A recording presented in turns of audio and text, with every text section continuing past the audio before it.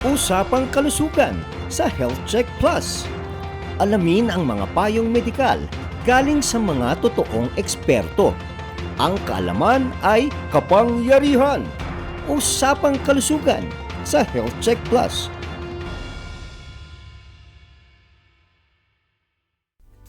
Magandang araw mga health checkers sa Luzon, Visayas at Mindanao.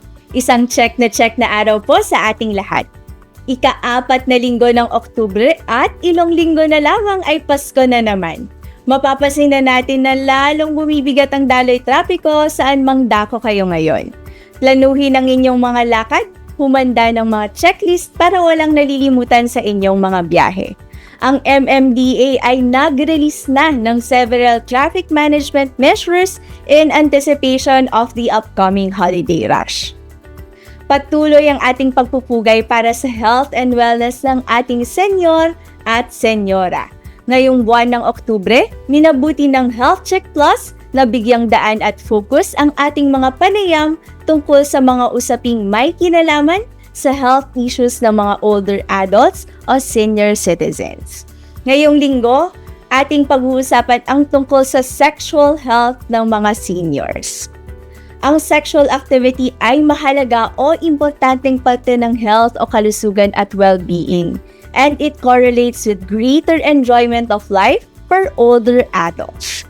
Mayroong datos mula abroad na sinasabing 86% sa mga kalalakihan at 60% naman sa mga kababaihan na may edad 60 to 69-year-old ay sexually active pa din.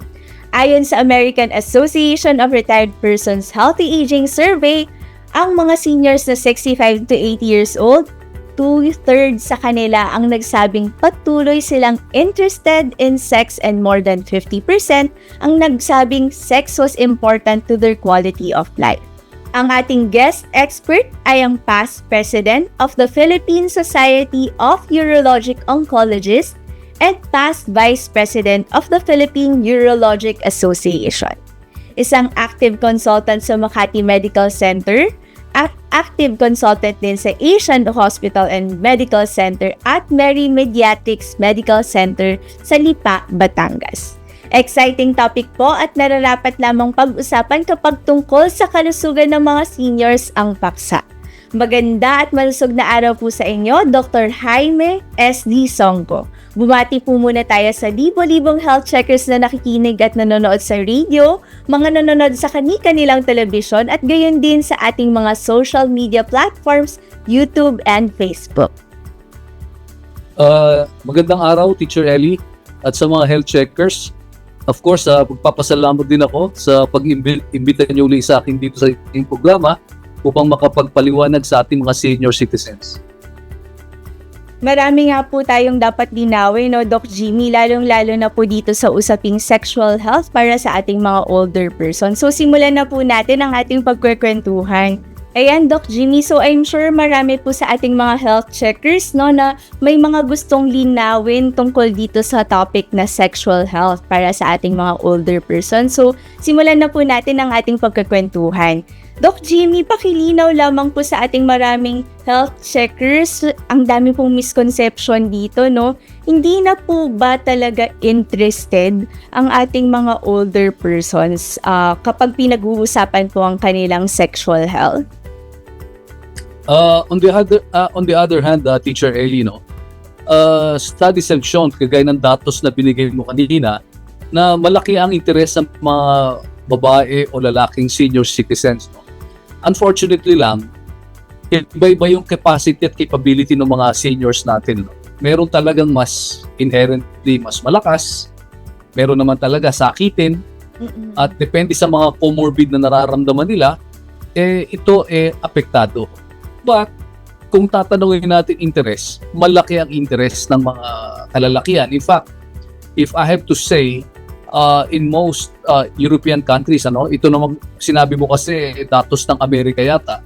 Okay. Yung datos naman ng Europe, pagka ang pinag-uusapan, men 70 to 80 years old, 60% interesado makipag-sex. At in fact, pinapractice pa nila to. Sa babae naman, bumababa siya ng mga 40%. Pagka dumating naman 80 to 90, 30% sa kalalakihan at 14% sa kababaihan. Now, there's a little bit of a difference in percentage of interest simply because one, women tend to live longer. So ibig sabihin, marami sa kababaihan nagiging balo o nagiging byuda. So hindi wala silang interest, kaya lang wala ng opportunity. Okay? That's one. Pero kung tatanungin mo sa kalahatan, lahat sila interesado pa sa kanilang kalusugan at sa kanilang pakikipagtalik. Now, pagka nagkakaedad ng konti ang lalaki o babae, ang pagtatalik can vary. Okay? Why? Because of the terms, menopause and andropause. Okay?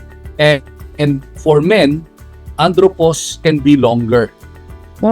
Pwedeng magsimula sa edad na 50 hanggang umaabot siya ng 60 plus.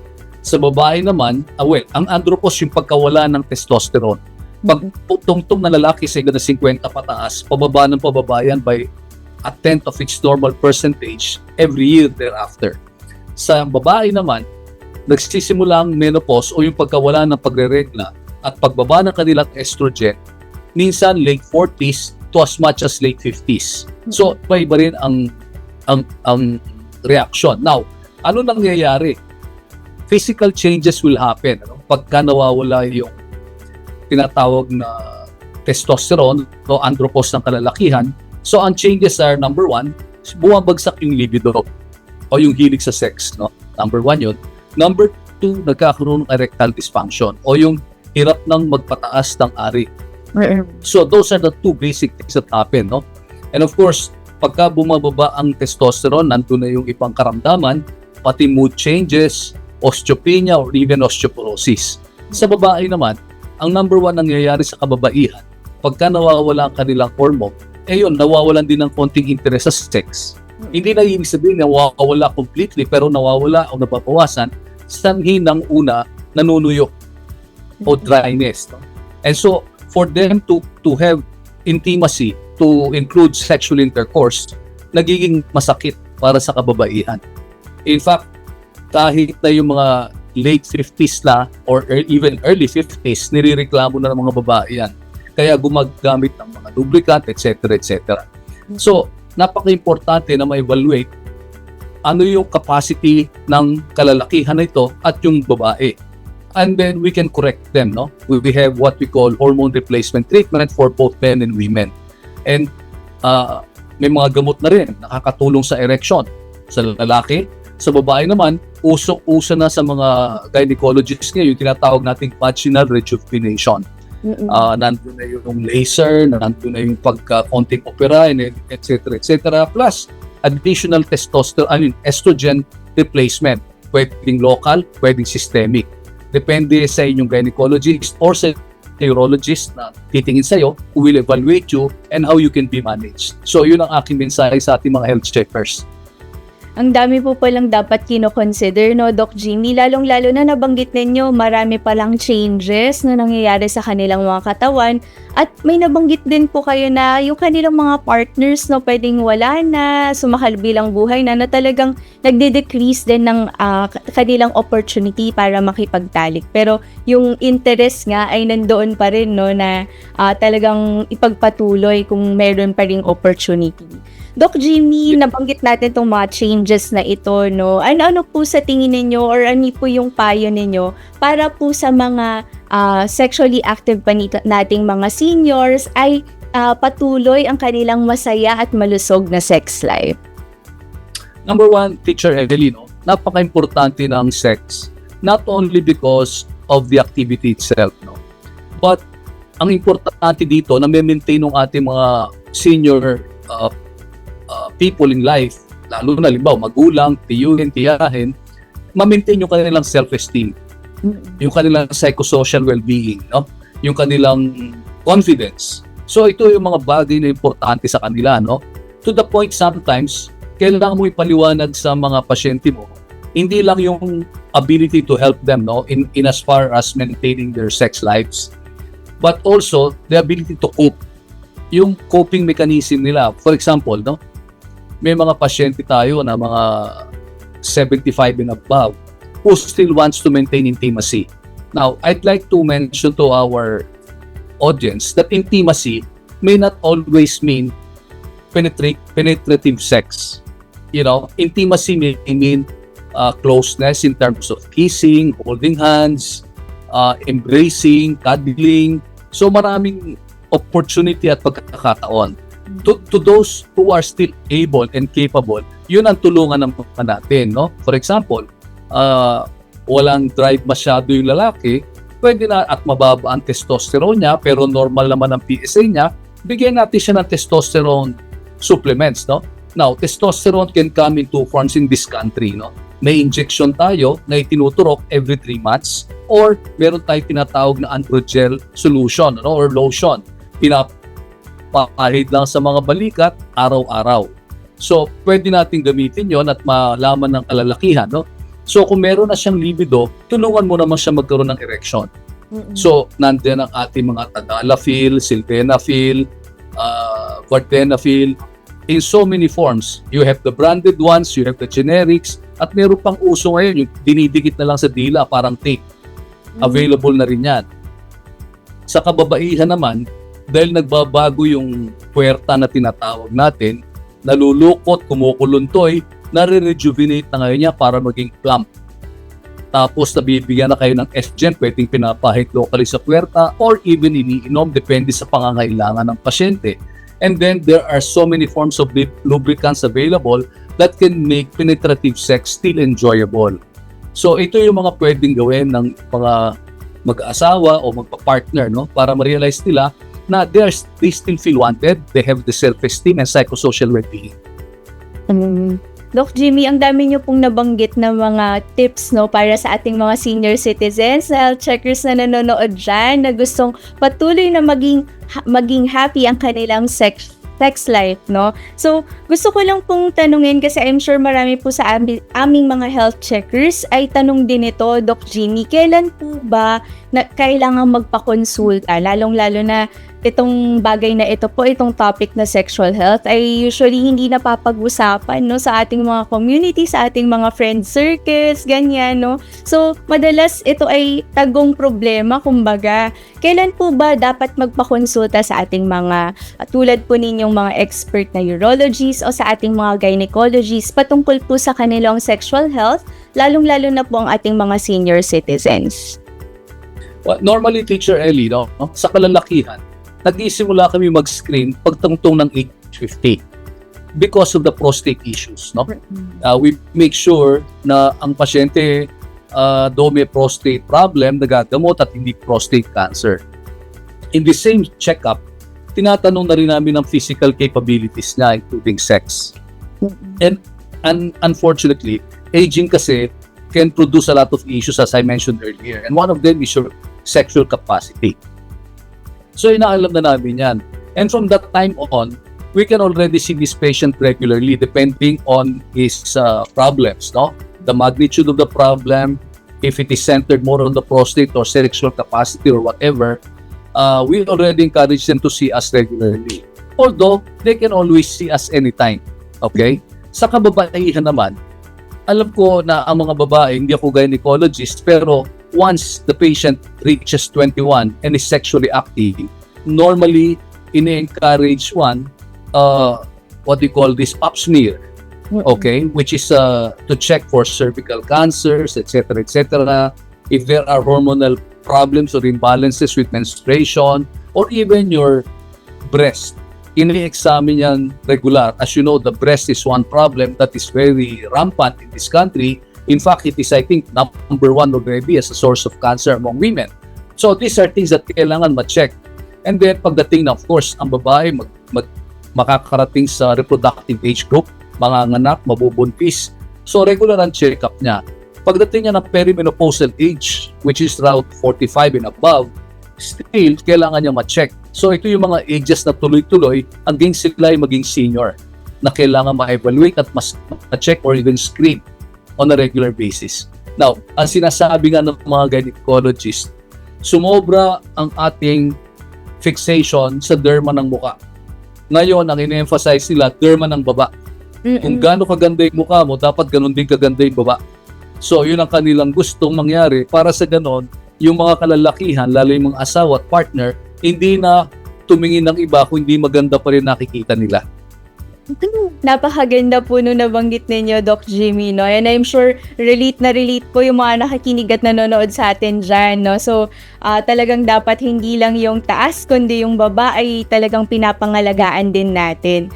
Doc, nabanggit po ninyo na kayo ay nag-evaluate ng sexual capacity even for our senior citizens, no? Ano po ba yung mga medical issues na na-encounter po ninyo sa inyong practice, no, na malaking hadlang o sagabal para sa isang active sex life, lalong-lalo na po sa ating mga senior at senyora?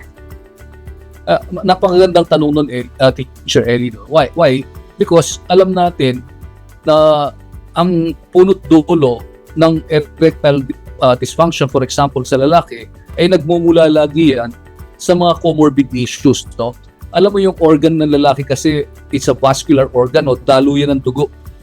Anything that will hamper the blood flow into that organ will produce or will cause erectile dysfunction. And some of these are like what? Hypertension, diabetes, atherosclerosis, yung pagtaas ng cholesterol, triglyceride, and so on and so forth.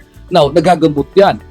Unfortunately, yung mga gamot na bibigay sa iyo lahat, magkukos din ng erectile dysfunction. So, napaka-importante, aside from just medication, lifestyle changes will have to be imposed. Para sa ganon, mabawasan yung sobrang dami ng gamot.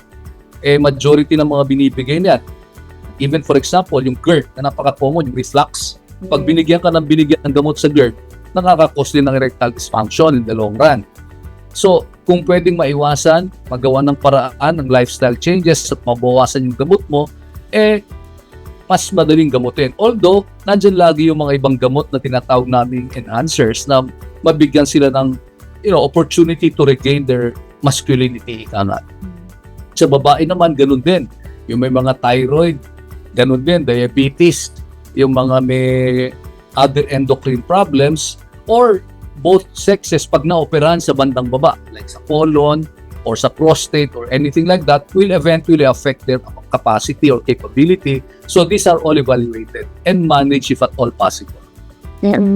Ang dami po palang dapat i-consider, Doc Jimmy, no? And I feel like na kailangan pala holistic yung approach natin kapag pinag-uusapan yung sex life, no? Lalong-lalo na sa ating mga senior citizens. So, nabanggit din po ninyo, Doc Jimmy, yung mga lifestyle changes. Alam nyo po, marami sa ating mga senior citizens na nakikinig at nanonood ngayon ay hindi nagpapapigil sa kanilang usual at nakasanayan ng lifestyle, no? Ano po yung ma-advise po ninyo sa kanila para naman po patuloy na masaya at active pa din ang kanilang sex life? Magandang tanong na naman yan, Teacher Ellie, no? Kasi ang lagi ko sinasabi sa mga pasyente, ano yung ikabubuti ng puso mo, yung ikabubuti ng baba, prostate, erection, etc. So, kung umiinom ka, dapat huwag excessive drinking. Okay, number 1. Kung naninigarilyo ka, hanggat maaari itigil. Okay? Matulog ng tama, which is around 7 to 8 hours a day. Huwag nagpupuyat, party ng party, ihina talaga ang iyong capacity. No? 4, exercise regularly. Okay? Napaka-importante sa aging population na mag-exercise, both men and women. Ano? And lastly, your diet. Check the diet. I will not say bawal yan. I would say put all things in moderation. Talagang moderation na, Doc, no, yung ating advice, lalong-lalo na para ma-enjoy din ng ating senior citizens. Tama po ba? Correct.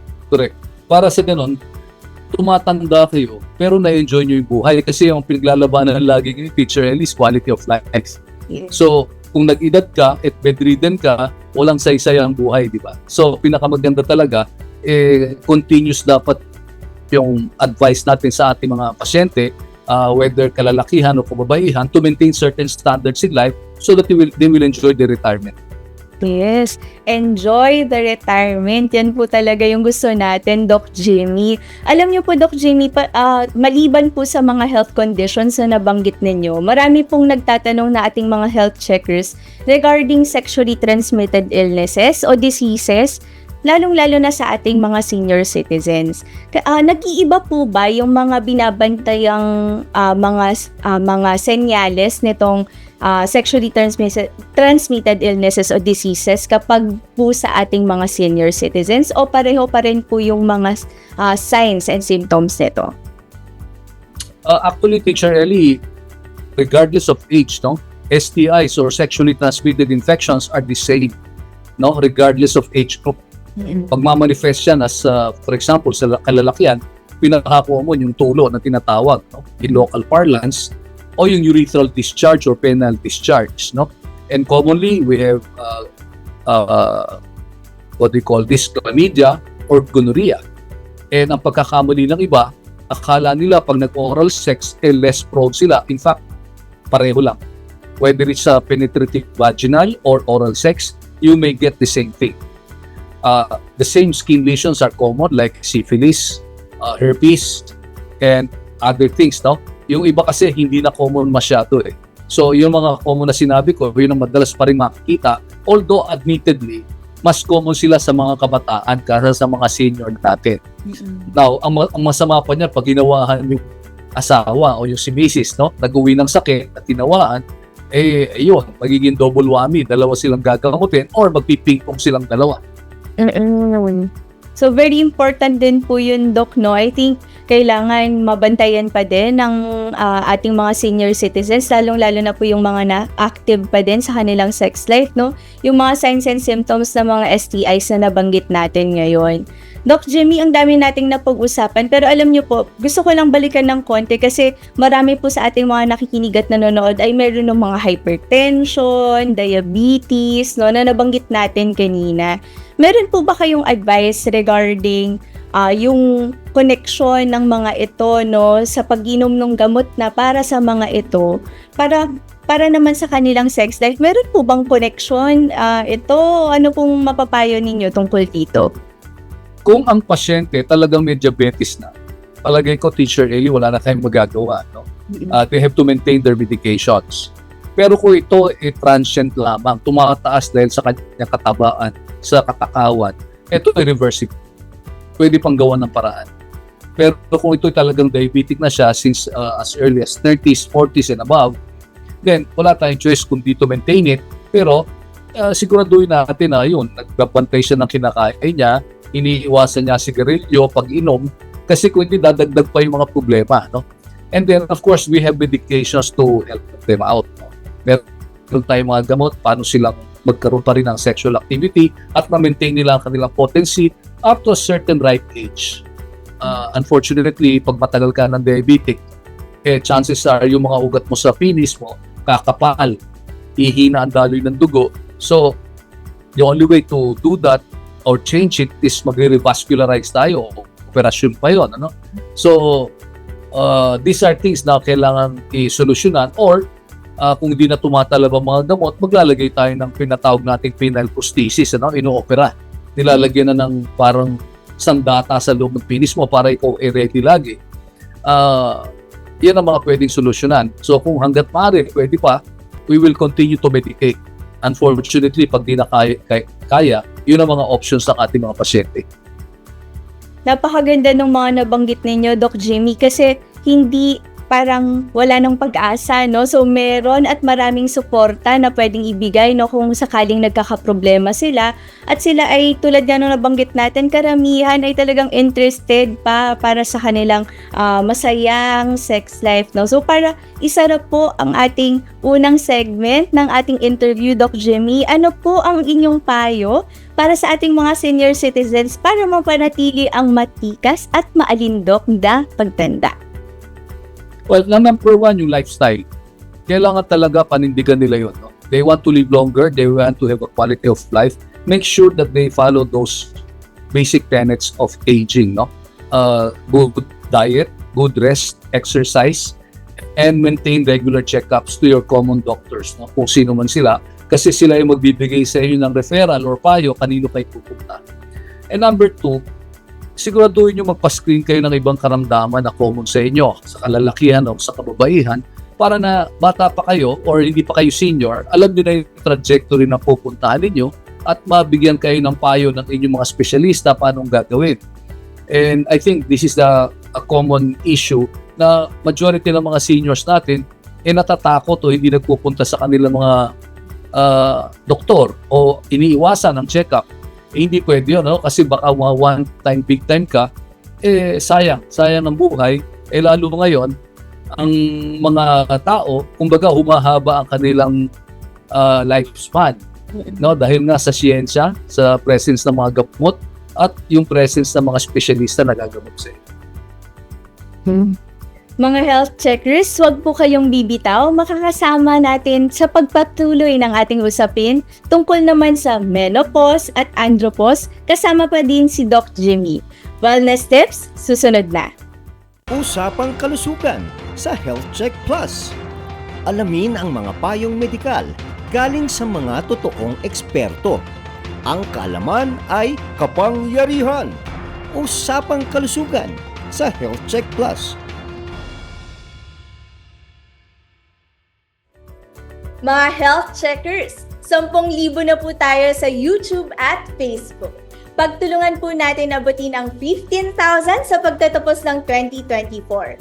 Maaari ninyong balik-balikang panoorin ng ating mga episodes sa Health Check Plus YouTube channel or iscan ang QR code na makikita ninyo sa inyong mga screen. Mag-comment, mag-like, mag-subscribe at i-click ang notification bell para laging updated sa ating mga features. Be a health checker.